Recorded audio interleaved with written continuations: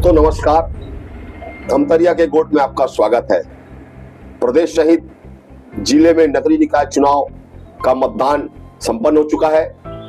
जिले के 5 नगर पंचायत, 1 महापौर सहित वार्ड प्रत्याशियों का भाग्य ईवीएम में कैद हो चुका है। रिजल्ट 15 तारीख को निकलेगा। रिजल्ट के पूर्व धमतरिया कोर्ट ने धमतरी नगर पालिक निगम अंतर्गत क्षेत्र 99 वार्ड प्रत्याशियों सहित 5 नगर पंचायत अध्यक्षों का ओपिनियन पोल कराया है, जिसको लेकर हम विस्तार से चर्चा करेंगे और जानने का प्रयास करेंगे कि किस नगर पंचायत में भाजपा को और किस नगर पंचायत में कांग्रेस को सहित धमतरी नगर निगम में किस प्रत्याशी को किसकी जीत मिलने की संभावना है। जिसके लिए सबसे पहले हम चर्चा की शुरुआत करेंगे हमारे रिपोर्टर प्रतीक पटनायक जी से। प्रतीक जी, आपका स्वागत है धमतरी कोर्ट में हमारे। सबसे पहले क्योंकि आपने काफी मेहनत किया है चुनाव को लेके, तो सबसे पहले हम धमतरी नगर पालिक निगम अंतर्गत वार्ड कुछ बात करेंगे। सबसे पहला वार्ड आता है हटकेसर, जहां से भारतीय जनता पार्टी से संतोष माड़ामे और कांग्रेस से सूरज गहरवाल को प्रत्याशी बनाया गया है। दोनों के बारे में बताया कि किसके जीत की कितनी संभावना है। पहला वार्ड जब हटकेसर की बात करें तो हटकेसर में जब हम चर्चा करते हैं, लोगों से बात करते हैं, तो वहाँ पे भाजपा की स्थिति जो है मजबूत दिखाई दे रही है इस वक्त। मतलब एडवांटेज भाजपा के पक्ष में है जी। दूसरा वार्ड है शीतलापारा, जहां से भारतीय जनता पार्टी ने किरण ध्रुव है और कांग्रेस से उमा भारती ध्रुव है। यहाँ की स्थिति बताया हमारे दोस्तों, किसके जीत की कितनी संभावना है। दूसरे वार्ड की बात करें तो जो कांग्रेस के प्रत्याशी है उनका जुड़ाव जनता से ज्यादा है, लोग उन्हें पसंद कर रहे हैं और उनके पक्ष में जो है जाते दिखाई दे रहे हैं। तीसरे वार्ड की बात करते हैं लाल बगीचा, जहां से भारतीय जनता पार्टी से हिमांशु साहू और कांग्रेस से विमला अग्रवाल है। इनके बीच क्या मुकाबला, कौन किसके लगता है जीत की संभावना। विमला अग्रवाल इस वक्त पिछड़ती हुई दिखाई दे रही है और हिमांशु साहू के पक्ष में जो है जनता जा रही है। हाई प्रोफाइल वार्ड है सुंदरगंज वार्ड जी, जहां से भारतीय जनता पार्टी के दिग्गज नेता नरेंद्र वोरा और कांग्रेस युवा नेता गौतम वाधवानी की रोचक मुकाबला है जी। इस वार्ड के बारे में बताइए, इस वार्ड की स्थिति क्या नजर आती है आपको। जैसा कि आपने बताया हाई प्रोफाइल सीट थी ये, और बहुत ज्यादा हमें लगा, इसमें मेहनत लगी, तय नहीं कर पा रहे थे लोग भी और हम खुद भी, लेकिन अंततः देखा जाए तो ये कांग्रेस के पक्ष में जाता हुआ दिखाई देता है। गौतम वाधवानी यहाँ पे लीड लेते दिखाई देते हैं। इस वार्ड के बारे में बताएंगे कि ये वार्ड क्योंकि सरकार भाजपा की है और ये पूर्व नेता प्रतिपक्ष रहे हैं, इनके हारने के पीछे क्या कारण नजर आता है आपको। जनता से जब हम बात करते हैं तो जनता का यही कहना है कि जनता से जुड़ाव कहीं ना कहीं कम है, ये हार के कारण जी। उसके बाद बात करते हैं सरदार वल्लभ भाई पटेल, जहां से भाजपा से भारती साहू और कांग्रेस से गया श्री सिन्हा है जी। इसके बीच क्या स्थिति बनती है दोनों के बीच में। यहाँ पे भी कांग्रेस को लीड मिलेगी, जाहिर सी बात है, और कांग्रेस जो यहाँ पे प्लस करती दिखाई दे रही है। बठेना वार्ड की बात करते हैं, श्यामलाल नेता भाजपा से है, जगमोहन ध्रुव कांग्रेस से है और वही भाजपा के बागी गौतम ध्रुव भी प्रत्याशी मैदान में है। यहाँ की स्थिति बताया दर्शकों को क्या लगता है। ये बहुत ही रोमांचक एक जगह थी जहाँ पे बागी समीकरण बिगाड़ता दिखाई देता है और बागी के पक्ष में यहाँ पे वोट जो है वो बढ़ते हुए नजर आते हैं। तो यहाँ पे एडवांटेज किसको दे रहे हैं आप। यहाँ पे जो निर्दलीय प्रत्याशी जो खड़े हुए हैं उनको जाएगा गौतम। औद्योगिक वार्ड की बात करते हैं, जहां से भाजपा से राकेश यादव और कांग्रेस से अजय वर्मा, जो वर्तमान में पार्षद भी और सभापति भी रहे। इनके बारे में बताया, क्या लगता है इस वार्ड की स्थिति क्या बनती दिख रही है आपको। जब इस वार्ड में घूमते तो जनता बिल्कुल निष्पक्ष होकर एक ही बात कहती है कि अजय वर्मा को हम मौका दे रहे हैं, अजय वर्मा के पक्ष में जाते दिखाई देता है वोट यहाँ पे। नवागांव वार्ड की बात करें, जहां से भाजपा ने पूर्व पार्षद तल्लीपुरी गोस्वामी को उम्मीदवार बनाया है, वही कांग्रेस से संजू साहू जी। क्या लगता है इस वार्ड के बारे में बताया दर्शकों को। यहाँ पे बीजेपी पिछड़ती नजर आ रही है और जो ओपिनियन पोल है ये कहता है कि इस बार जो है कांग्रेस के साथ जनता जा रही है। मक्केश्वर वार्ड की बात करें, भाजपा से आशा लोधी है और कांग्रेस से नीतू कुर्राम है। ये वार्ड किसके तरफ झुकता नजर आ रहा है, यहाँ पे क्या लगता है हाथ जीत किसके बीच है, क्या लगता है। यहाँ नीतू कुर्राम जो है पिछड़ती हुई दिखाई दे रही है और आशा लोधी भाजपा के पक्ष में जो है फेवर आ रहा है। पंडित श्यामा प्रसाद मुखर्जी वार्ड की बात करें, जहां से कांग्रेस प्रत्याशी राकेश लुनिया का नामांकन निरस्त हो गया था। अब वहां पे 2 ही प्रत्याशी हैं, एक भाजपा से पवन कुमार पटेल और निर्दलीय है कुशल लोढ़ा। पहले ऐसा बताया जाता कि भाजपा के पक्ष में माहौल है, लेकिन ऐसा बताया काफी चेंज हुआ है। आपको क्या लगता है किस प्रत्याशी के पक्ष में मत दिख रहे हैं वहाँ के लोग। जैसा आप कह रहे हैं बिल्कुल चेंज हुआ है और जहाँ एक तरफ भाजपा के पक्ष में थे लोग, अब निर्दलीय की तरफ जो है भरोसा उनका झुकता दिखाई दे रहा है और कुशल लोढ़ा जो है उनके पक्ष में जो है वोट ज्यादा दिखाई दे रहा है। आप बात करें आमापारा वार्ड से, जहां से भारतीय जनता पार्टी ने वर्तमान पार्षद विजय मोटवानी को चुनाव मैदान में उतारा है, वही कांग्रेस ने पूर्व पार्षद मीना बैगरनाथ को उतारा है और वहां पे भाजपा के बागी प्रत्याशी भी है सुरेश गुप्ता सुल्ली। इस वार्ड भी, ये भी काफी हाई प्रोफाइल वार्ड है। काफी लोगों की नजरें लगी हुई है। इस वार्ड के बारे में बताएं, क्या लगता है किसके तरफ में झुकता दिख रहा है यह वार्ड? जैसा कि मैंने कहा था, बागी समीकरण बिगाड़ते हैं और बागियों के आने से जरूर प्रभाव पड़ता है मतदान पे। तो यहाँ पे एक तरफा नहीं कह सकते अभी हम कि भाजपा, क्योंकि पहले भी भाजपा कई बार विजय मोटवानी जो है रह चुके पार्षद, तो जनता उनकी तरफ जरूर झुकेगी। लेकिन यहाँ पे समीकरण अंत तक के कुछ कहा नहीं जा सकता, लेकिन अंततः बीजेपी के फेवर में जाएगा। लेकिन जो कांग्रेस प्रत्याशी या बागी प्रत्याशी उनको भी हल्के में नहीं लेना चाहिए। अपन बात करें महंत घासीदास, जहां से हेमंत बंजारे भाजपा से और कांग्रेस से प्रकाश मरोठे है, जिस वार्ड के बारे में पता है, क्या लगता है इस वार्ड में? यहाँ पे जनता का झुकाव भाजपा की तरफ फिर से दिखाई देता है और जो है हेमंत बंजारे को जो है मौका देना चाहेंगे। सालेवार पारवाड़ की बात करें, भाजपा से बबीता बनर्जी, बबीता चतुर्वेदी और कांग्रेस से रामेश्वर कोसरे जी, इस वार्ड की स्थिति क्या बनती दिख रही है? जी, यहाँ पर भी वही समीकरण दिखेगा, भाजपा के पक्ष में अभी फिलहाल जनता है। सरोत्तर वार्ड की बात करें, जहां पर पूर्व पार्षद नीलेश दुनिया भाजपा से है और कांग्रेस से सबीना अंजुम चुनाव मैदान में है, यहाँ की स्थिति क्या दिखती है आपको? सदर उत्तर वार्ड एक नजरिए से देखा जाए तो काफी विस्तृत वार्ड है। यहाँ पे हर तरह के लोग आपको मिल जाएंगे, हर तरह के पक्ष के समाज के लोग आपको मिल जाएंगे। और सदर उत्तर वार्ड में नीलेश दुनिया की स्थिति इस वक्त मजबूत है, लेकिन वहीं दूसरी तरफ हम सबीना अंजुम को भी हल्के में नहीं ले सकते। नेक टू नेक फाइट होगी, अंततः बीजेपी की तरफ झुकाव रहेगा। ब्राह्मणपाड़ा की बात करें, जहां भाजपा से कोमल सारवा प्रत्याशी है और कांग्रेस से 2 बार के पार्षद राजेश पांडे हैं, इस वार्ड के बारे में क्या लगता है, किसके तरफ झुकता नजर आ रहा है ये वार्ड? यहाँ इस बार समीकरण बदलता हुआ तो दिखाई देता है और कोमल सारवा के पक्ष में जो है लोग दिखाई देते हैं। जालमपुर की बात करें, भाजपा से संजय देवांगन और कांग्रेस से श्याम देवांगन, वहां एक हेमंत साहू निर्दलीय प्रत्याशी भी चुनाव मैदान में जी, जो भी काफी मजबूती से चुनाव में जुटा हुआ है। क्या लगता है जालमपुर वार्ड की स्थिति क्या बनती दिख रही है आपको? जालमपुर वार्ड में कांग्रेस जो है तीसरे पोजीशन पे रहेगी और जो है निर्दलीय और उनके बीच भाजपा के बीच जो है रहेगा फाइट और अंततः भाजपा की ओर जो है झुकाव दिखाई दे रहा है। विंध्यवासिनी वार्ड की बात करें, भाजपा से अखिलेश सोनकर और कांग्रेस से कमलेश सोनकर बीच मुकाबला है। विंध्यवासिनी वार्ड क्या लगता है किसके तरफ झुकता नजर आ रहा है आपको? जी, विंध्यवासिनी वार्ड के लोगों का जब हम बात करें तो वहाँ पे भाजपा के पक्ष में दिखाई देता है फिर से एक बार माहौल। अब बात करें अपन तानी टोला, वर्तमान पार्षद अज्जू देसलरे भाजपा से हैं, वही कांग्रेस से अजय डहरिया चुनावी मैदान में है।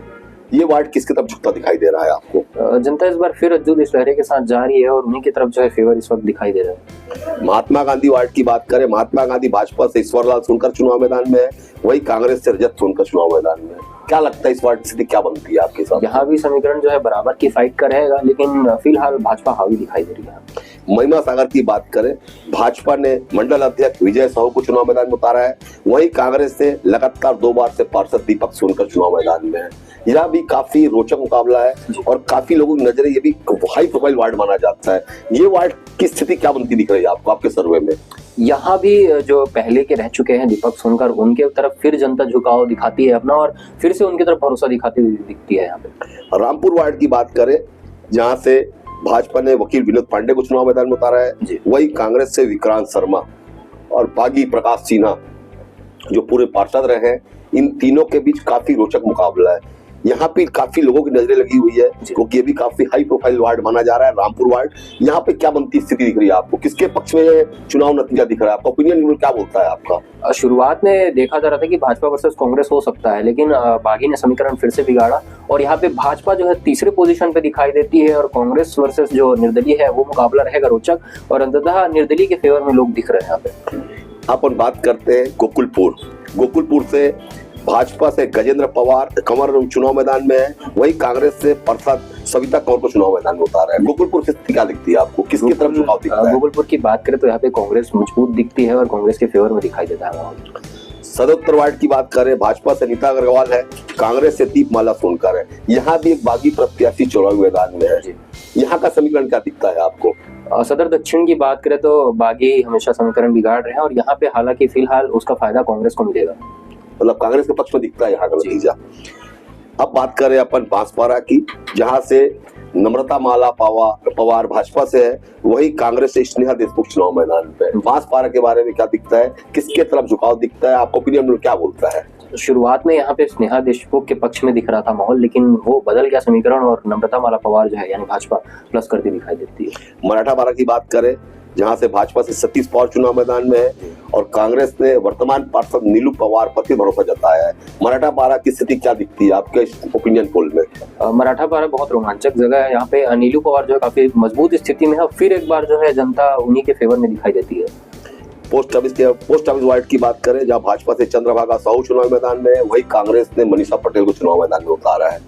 इस वार्ड की स्थिति क्या बनती दिख रही है आपको आपके ओपिनियन पोल में? पोस्ट ऑफिस वार्ड में बीजेपी पिछड़ती नजर आती है, कांग्रेस के फेवर में माहौल है। बनियापार वार्ड की बात करें, जहां पर युगल किशोर पिंटू भाजपा उम्मीदवार है, कांग्रेस से कन्हैया सोनी उम्मीदवार है, वही भाजपा का बागी राजकुमार फुटान पूरे समीकरण को बदलता दिख रहा है। क्या लगता है बनियापार वार्ड की स्थिति क्या दिखती है आपको? जी, अधिकतर देखा गया है पिछले सीट्स में भी जहाँ पे भी बागी खड़े हो रहे हैं, भाजपा वहाँ पिछड़ती नजर आ रही है। यहाँ भी वैसा ही देखा जा रहा है, भाजपा जो है थर्ड पोजीशन होल्ड करेगी और निर्दलीय को इसका फायदा मिलेगा। मोटर स्टैंड वार्ड की बात करें, राकेश चंदवानी भाजपा से और दिलीप बजाज कांग्रेस से। पहला ऐसा माना जाता है कि राकेश चंदवानी आसानी से चुनाव जीत जाएंगे, लेकिन समय के साथ साथ काफी माहौल बदला ऐसा बताया जाता है। अब राकेश चंदवानी दिलीप बजाज के बीच काफी कांटे का मुकाबला है। मोटर स्टैंड वार्ड आपके ओपिनियन में क्या बताता है, किसकी जीत हो सकती है, किसकी हार हो सकती है? जी बिल्कुल, नेक टू नेक फाइट रहेगी यहाँ पर भी, लेकिन अंत तक के कहना चाहिए बराबर समीकरण नहीं बैठेगा, लेकिन फिलहाल तो देखा जाए तो भाजपा के फेवर में है। ऋषि पारा पूर्व याद करें, भाजपा से मेघराज ठाकुर और कांग्रेस के यश राजपूत यहाँ भी बागी प्रत्याशी चुनाव मैदान में है। ऋषि पारा पूर्व की स्थिति क्या नजर आती है आपको आपके ओपिनियन पोल में? ऋषि पारा पूर्व में भी वही हाल होगा, जहां पर बागी होंगे भाजपा को उसका नुकसान झेलना पड़ेगा, और यहाँ भी वही हो रहा है, भाजपा को नुकसान इसका झेलना पड़ेगा और बागी वर्सेस जो है कांग्रेस यहाँ पे दिखाई देगा और उसका फायदा जो है कांग्रेस को मिलेगा। रामसागर पारा की बात करें, भाजपा से शैलेश रजक है और कांग्रेस से श्रवण साहू है। इस वार्ड की स्थिति क्या बनती दिख रही है आपके ओपिनियन पोल में? यहाँ पर कांग्रेस मजबूत स्थिति में है फिलहाल। नया पारा वार्ड की बात करें, भाजपा से कल्पना ध्रुवंशी है और कांग्रेस से पूर्णिमा रजक है। क्या लगता है ये वार्ड क्या बोलता है, नया पारा वार्ड का समीकरण क्या बोलता है? नया पारा वार्ड में भी कांग्रेस की मजबूत स्थिति, काफी अच्छी स्थिति और प्लस करती दिखाई देती है। टिकरा पारा वार्ड की बात करें, भाजपा से हरिशंकर शांडिल उम्मीदवार है, वही कांग्रेस से समता तारक चुनाव मैदान में है। ये टिकरा पारा किसके तरफ लगता है, किसके तरफ झुकता नजर आ रहा है आपको? टिकरा पारा की जनता इस वक्त कांग्रेस के पक्ष में दिखाई देती है। अंबेडकर वार्ड की बात करें, भाजपा से कुलेश सोनी है और कांग्रेस से जितेंद्र साहू के बीच सीधा मुकाबला है। क्या लगता है किसके पक्ष में दिखता है आपका अंबेडकर वार्ड? इस वक्त जो है माहौल जो है भाजपा की तरफ झुकता दिखाई देता है और कुलेश सोनी को उसका फायदा मिलेगा। अंबेडकर वार्ड के बाद सोनित वार्ड की बात करते हैं। सोनित वार्ड में भाजपा से कौशल्या देवगन चुनाव मैदान में है, वही कांग्रेस से डिम्पल सिन्हा। क्या लगता है सोनित वार्ड की स्थिति क्या दिख रही है आपको? सोनित वार्ड में भी भाजपा को इसका फायदा मिलेगा, भाजपा के पक्ष में जो है मतदान दिखाई देते हैं इस वक्त। जोधापुर वार्ड की बात करें, जोधापुर से वर्तमान पार्षद दीपक गजेंद्र भाजपा से फिर उम्मीदवार बनाए गए हैं, वही कांग्रेस से विशु देवांगन के बीच सीधा मुकाबला है। क्या लगता है जोधापुर वार्ड की स्थिति क्या दिखती है आपको? जोधापुर में भी जो भाजपा है बहुत मजबूत स्थिति में है, बहुत अच्छी स्थिति में, और जनता भाजपा के साथ जा रही है। जोधापुर की बात करते विवेकानंद, जहाँ पे वर्तमान भाजपा के महापौर प्रत्याशी रामू अरोड़ा का निवास भी है, जहाँ पे कांग्रेस ने पिछला चुनाव हारे वीणा देवांगन को उम्मीदवार बनाया है, वहीं भाजपा ने विभा चंद्राकर पर दांव लगाया है। जी, काफी नजरें टिकी हुई विवेकानंद को लेके। विवेकानंद की स्थिति क्या नजर आती है आपको आपके ओपिनियन पोल में? जी जाहिर सी बात है, चुनाव हारने के पीछे कई ऐसे कारण होते हैं, जनता खफा हो दिखाई देती है और इस बार भी शायद खामियाजा भुगतना पड़ सकता है और भाजपा के पक्ष में वोट ज्यादा दिखाई दे रहा है। डाक बंगला वार्ड की बात करें, भाजपा से रीटा बंजारे हैं, कांग्रेस से सुमन मेश्राम है। इन दोनों के बीच मुकाबला है। क्या लगता है किसके तरफ झुकता नजर आ रहा है चुनावी माहौल, या किसकी जीत की संभावना है आपके ओपिनियन पोल में? जी, डाक बंगला वार्ड की भी बात करें तो यहाँ पे कांग्रेस के पक्ष में भी माहौल दिखाई दे रहा है।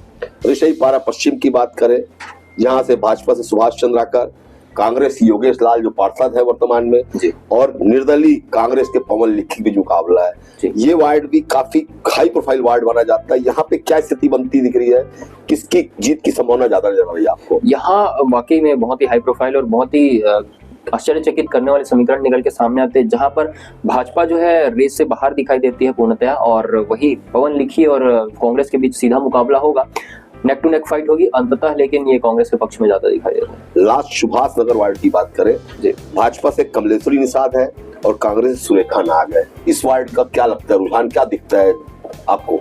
जी, जो कहना चाहिए सुभाष नगर वार्ड है, पहले भूतपूर्व जो महापौर थे उनका गढ़ रहा है वो, लेकिन यहाँ पर भाजपा जो है उस किले में, उस गढ़ में भेद करती दिखाई देती है। 40 वार्डों का आपने ओपिनियन पोल निकाला है, क्या लगता है भाजपा कितने से कितने जा सकती है, कांग्रेस कितने से कितने जा सकती है, निर्दलीय की स्थिति क्या लगती है आपको, ये हमारे दर्शकों को बताएं आप। 40 वार्डों का अगर पूरा समीकरण निकाले, एक परिणाम तैयार करे, तो भाजपा जो है 15 से 20 सीट लेकर के जा रही है यहाँ पर। वही कांग्रेस जो है 15 से 16 सीट के आसपास ले जा सकती है। वही जो अन्य निर्दलीय पार्टियां होगी उसके भी जो कहना चाहिए उम्मीदवार है मजबूत है, 4 सीट वो लेकर के जाएंगे। मतलब निगम में भाजपा की बहुमत आ जाएगा ऐसा लगता है जी आपको? बिल्कुल, लेकिन कांग्रेस यहाँ रेस से बाहर नहीं है। एक बात बताया पटनायक जी, आपने काफी घूमे, काफी वार्डों का सर्वे किया है। कांग्रेस के महापौर प्रत्याशी विजय गोलछा का जब नामांकन निरस्त हुआ जी, तो ऐसा माना जा रहा था कि भाजपा का एक तरफा माहौल बनेगा और भाजपा 30 से 35 सीट जीत जाएगी, लेकिन आपका जो ओपिनियन पोल है, चुनावी समीकरण बता रहा है, वो ऐसा नहीं बता रहा है। भाजपा को आप 15 से 20 सीट दे रहे हैं, वही कांग्रेस को 10 से 15 सीट दे रहे हैं, वही निर्दलीय को भी 1 से 4 सीट दे रहे हैं। तो कैसा क्या कर रहा है कि भाजपा को जो सफलता मिलनी चाहिए वो मिलती नहीं दिखाई दे रही, क्या मानते हैं इसको लेके आप? जनता से बात करें या राय लें बुद्धिजीवी वर्गों से, तो सभी का यही समीकरण निकल के सामने आता है, सभी की यही बात निकल के सामने आती है कि बिल्कुल अपने शत्रु को कमजोर नहीं समझना चाहिए। जाहिर सी बात है, बेशक एक तरफा रहेगा महापौर का मुकाबला, लेकिन वहीं भाजपा कहीं ना कहीं इस चीज में गलती कमी जो है उनकी नजर आती है। टिकट वितरण को भी आप मानते हैं कहीं ना कहीं भाजपा के पिछड़ने का ऐसा मानते हैं? जी, टिकट वितरण उनका अपना मुद्दा हो सकता है, लेकिन जो वरिष्ठों को जो नजरअंदाज किया, चाहे वो भाजपा की बात हो चाहे वो कांग्रेस की बात हो, जैसे कुछ दिन पहले हमने समाचार में देखा भी था, कई जगहों पर विवाद की स्थिति भी निर्मित हुई, उसका भी खामियाजा जो है भुगतेंगे लोग। जो बागी है वो समीकरण बिगाड़ रहे हैं, वही कुछ लोग जो है जो विरोध कर रहे हैं इस चीज का, वो समीकरण बिगाड़। चर्चा को आगे बढ़ाते हैं अपन, क्योंकि धमतरी नगर पालिक निगम में कांग्रेस के महापौर प्रत्याशी का नामांकन निरस्त हो चुका है जी। भाजपा से रामू रोहरा की जीत लगभग तय मानी जा रही है जी।